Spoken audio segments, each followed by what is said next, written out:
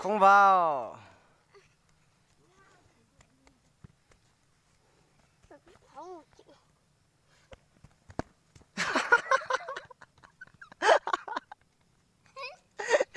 Chết tổ.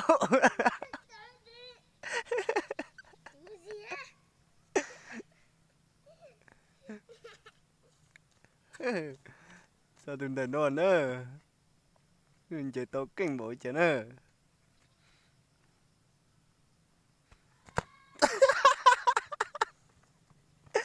Chết tổ chứ.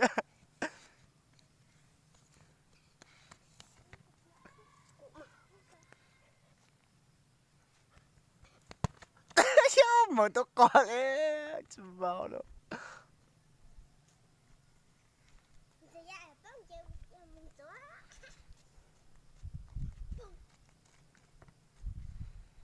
Cái cờ nữa.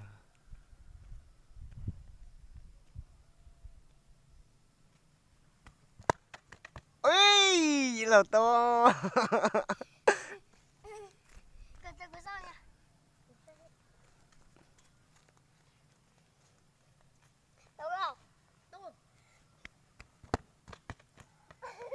Tao vả chứ là vò.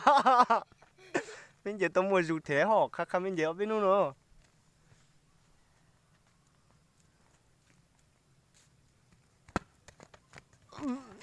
Vậy là vò.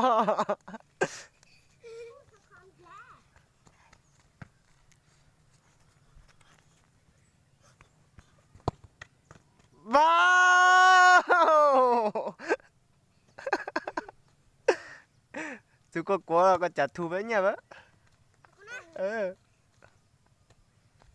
Cho tôi khỏi chơi cụ. Thật tính coi ạ.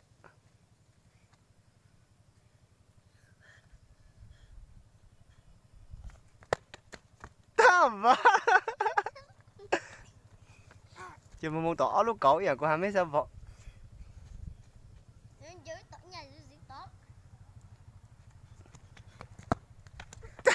Bà với lòng bà.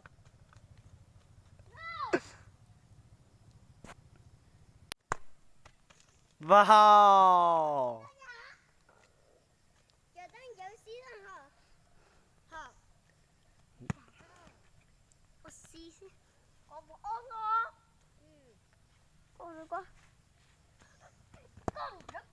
Ôi, tao nói đấy, cho tôi chia lại.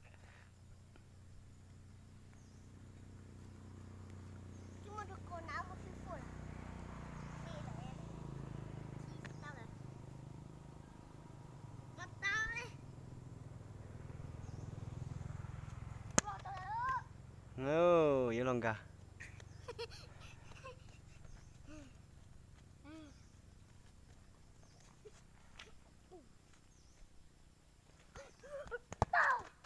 Ồ, bố một săn trâu luôn.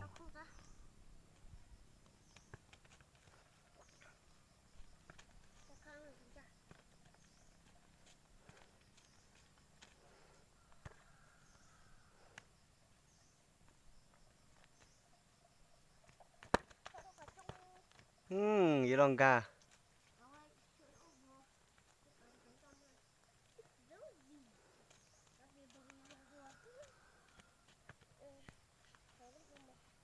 Ôi, rau đấy. Tao nó. Giờ tao lên nữa. Ô, gà rau cờ đó.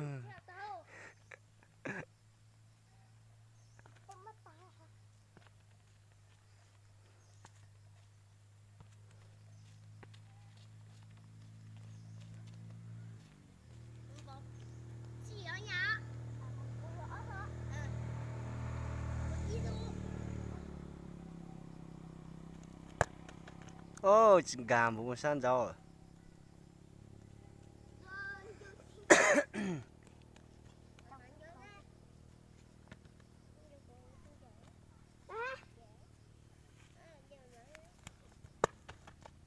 Ô, gà kìa chứ nữa.